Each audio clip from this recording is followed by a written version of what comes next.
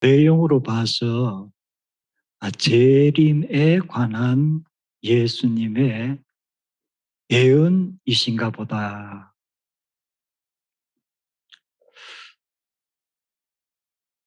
2000년 동안 사람들이 예수님의 재림을 기다려 왔습니다. 지금도 기다리죠. 바울 사도의 서신을 읽어보면 바울 사도가 다메섹 도상에서 살아 계신 예수 그리스도 영을 만나고 회심하면서 약 30여 년간 전도자의 일을 합니다. 그런데 그가 서신에 이렇게 적은 것을 보면은 바울이 상당한 기간 동안 자신이 살아있는 동안에 예수님께서 재림하실 거라고 생각했던 것 같아요. 서신의 내용들이 그런 부분들이 있습니다. 그런데 나중에 서신의 내용을 보면은 내가 살아있는 동안 예수님께서 재림하지 않으실 수도 있겠다. 그렇다면 내가 예수님의 재림에 대해서 언제 오실지 모르는데 내가 이 땅을 떠나고 나서 오실지도 모르는데 어떻게 이것을 전달을 해야 될까 고심한 부분들이 있습니다. 그 초대교회는 분명히 곧 예수님께서 오실 거다 하는 믿음을 가지고 있었던 세대입니다. 그런데 이 성경이 기록된 것은 예수님께서 곧 오실 거다라는 생각이 점차 약해지고 나서 아무래도 우리가 기록을 남겨야 되겠다. 그렇지 않으면은 예수님에 대해서 앞으로 우리가 전달할 때에 어려움이 있겠구나. 그래서 이 성경 신약이란 것이 우리 손에 지금 있는 겁니다. 예수님께서 1세대에 재림하시지 않았기 때문에.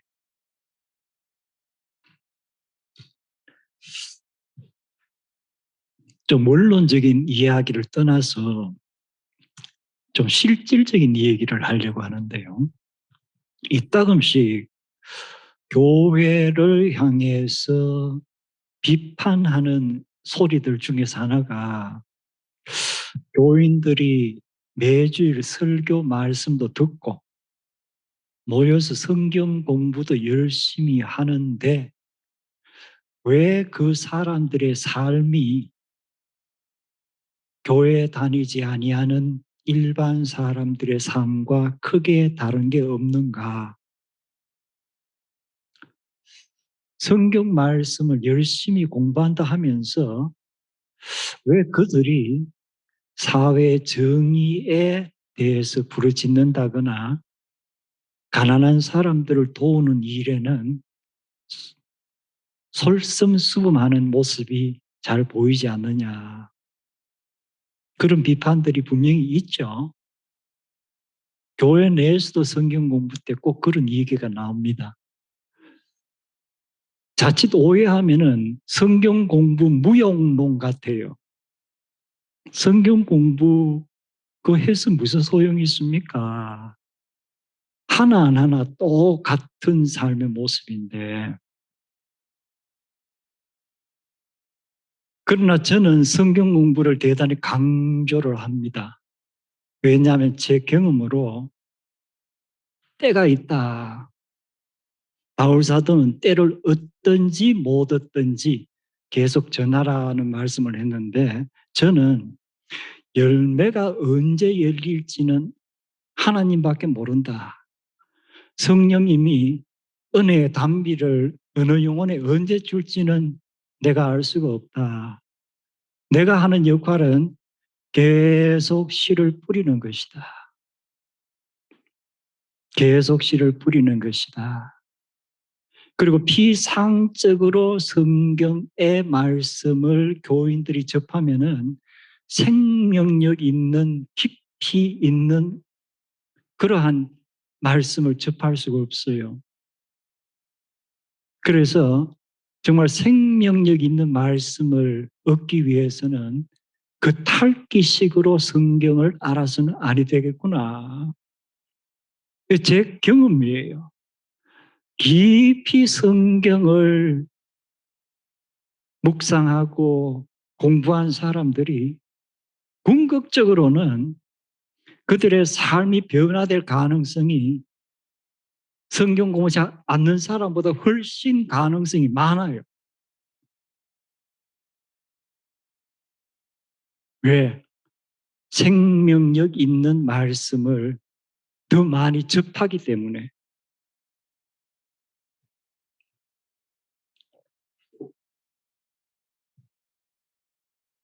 같은 말씀이지만 내가 그 말씀을 내 삶에 어떻게 적용하고 해석하는가가 역시 대단히 중요합니다. 오늘 제가 읽었던 말씀 중에서 예수님께서 성전에 가셨습니다. 이제 예수님의 공생의 거의 마지막 때예요. 그런데 성전에서 이제 밖으로 나오시는데 제자들이 예수님께 감탄을 하면서 예수님, 이 성전 건물 좀 보십시오. 얼마나 웅장하고 아름답습니까? 마치 제자들은 성전에 간 목적이 건물 구경하러 간 것 같아요. 이 제자들이 정말 건축학을 공부하는 사람이어서 헤롯이 지은 그 성전이 건축학적으로 공부할 만한 가치가 있는 건가? 그럴지도 모르죠. 여러분, 시카고를 가보셨을 거예요. 제가 한국에서 건축을 하는 지인들이 있어서 말을 들어보면 그들이 원하는 것이 시카고에 가서 그 도시 건축 설계를 꼭 내 눈으로 한번 봤으면 좋겠다. 이런 시카고 이 호반을 따라서 특히 밤에 이렇게 쭉 펼쳐진 그리고 건물 하나하나의 그 특징들 그리고 조각들 미국에서 대표적인 아름다운 건축물로 구성된 도시입니다. 그리고 대부분의 사람들이 시카고에 가면은 건물을 구경하는 거예요. 마치 제자들이 성전을 보면서 예수님께 저 성전 건물 보십시오 하는 것처럼 시카고 가면은 그 빌딩들을 보면서 야 대단하구나. 그런데 예수님께서는 제자들이 성전 건물에 감탄할 때 예수님께서는 성전에서 무엇을 보셨을까요? 무엇을 보셨을까요?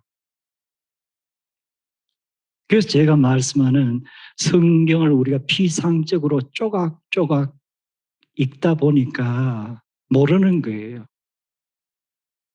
마가복음을 보면은 13장 1절에 제가 방금 읽었던 제자들이 와, 저 건물 보십시오 하는 그 내용인데 바로 그 앞에 12장 마지막을 보면은 예수님께서 성전에서 많은 사람들이 오가는데 예수님이 집중해서 보신 사람은 가난한 과부예요. 보는 것이 다르죠. 보는 것이 다르죠. 우리가 무엇을 보느냐에 따라서 우리의 삶이 영향을 받게 되어 있습니다. 제가 시카고에서 얼번 미니스트리를 하는 사람을 신학교에서 만난 적이 있습니다. 흔히 얼번 미니스트리 하면 얼번은 이 교회의 중심지를 얘기하는데 미국의 역사에서 2차 세계대전이 끝나고 1950년대 이후부터 자동차가 급속도로 대중들에게 보급이 됩니다. 그리고 자동차가 보급되니까 이제 사람들이 복작복작한 도의 중심에서 어디로 옮겨가죠? 어느 정도 인컴 있는 사람들은 이제 교외로 나가서 교외에 소위 레지던셜 에어리어가 생기는 거예요. 서버번 에어리어가 생기는 겁니다. 그래서 1950년대 이후부터 미국의 경제가 도심지는 뭐예요? 이너 시티 네이버후드 해가지고 차를 가지지 못하고 교외에 집을 가질 여유가 없는 빈민들이 도의 중심에 그대로 남아있는 거예요. 그리고 어느 정도 여유가 있는 사람들은 다 외곽지로 나가서 이렇게 빈부의 격차가 한 도시에서 여실하게 드러납니다. 여러분 뉴욕, LA, 디트로이트, 시카고 도심지에 가서 정말 빈민들이 살고 있는 그 지역을 보았는가. 바로 urban ministry를 하시는 이분이 신학교에서 저와 대화하면서 한 것이 시카고에 참 많은 사람들이 구경을 오는데 건축물을 보고 감탄을 합니다. 그런데 그들 중 어느 누구도 시카고 이 도심에 이 빈민들의 모습을 보는 사람은 없습니다.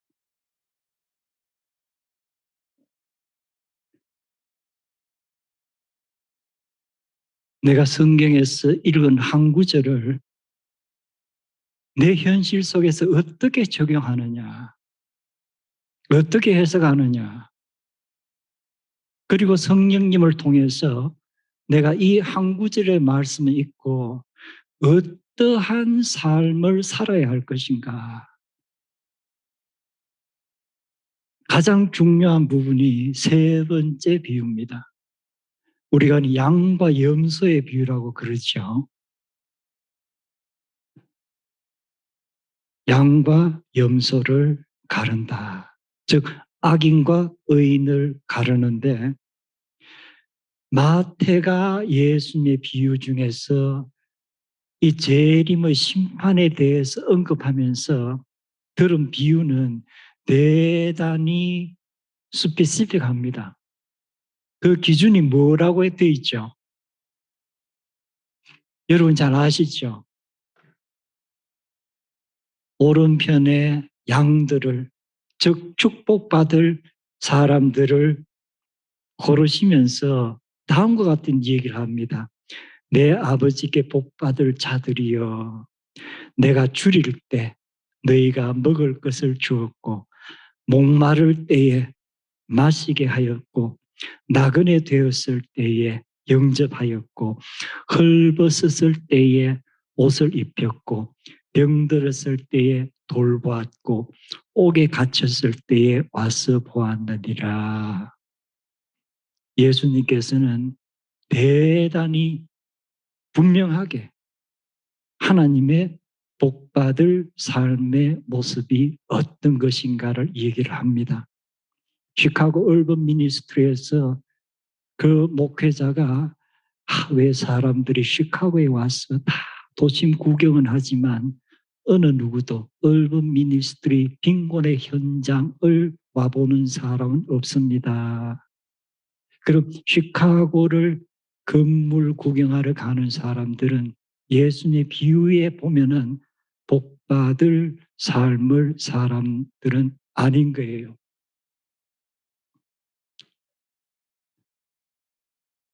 이 말씀을 깊이 마음에 새긴 한 여인이 있습니다. 그 여인은 이 예수님께서 하신 마지막 양과 염소의 비유를 5개의 손가락 복음이라고 자기 나름대로 이름을 붙였습니다. 5개 손가락. 그 5개 손가락은 예수님께서 나중에 뭐라고 말씀하시죠?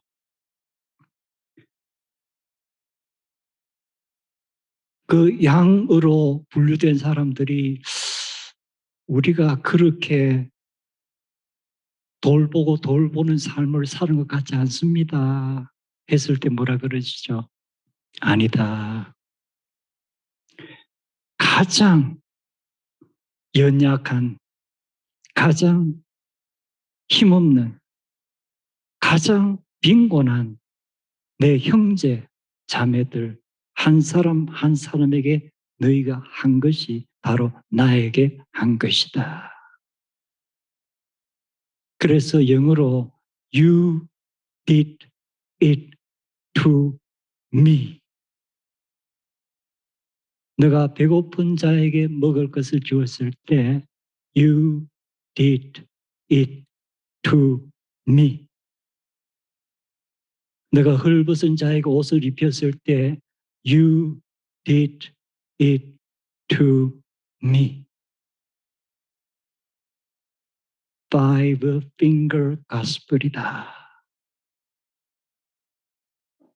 테레사 수녀님의 글을 보면은 나는 함께 일하는 자매들과 매일 새벽에 일어나서 말씀을 묵상합니다. 그리고 캘커타의 거리로 나갑니다. 우리는 거리에서 누구를 찾습니까? Every morning we go out to the streets of Calcutta looking for Jesus in disguise. 나병 환자의 모습으로 나타나시는 예수님, 홈리스의 모습으로 나타나는 예수님, 참으로 연약한 자의 모습으로 거리를 헤매는 예수님을 우리는 찾아서 거리로 나갑니다. 그것이 바로 테레사 순녀와 그 단체의 자매들이 해석하는 성경과 적용하는 삶의 모습입니다. 과연 우리가 그렇게 살 수 있을까? 쉽지 않죠. 그래서 테레사 순녀가 했던 이야기 중에서 제 가슴에 깊이 새겨진 것이 The miracle is not that we do this work. 우리가 이러한 빈민을 돌보는 일을 하는 것 자체가 기적이 아닙니다. The miracle is we are happy to do it. 우리가 이러한 삶을 살면서 행복하다는 것이 기적입니다. 여러분 기적의 은사를 원하세요?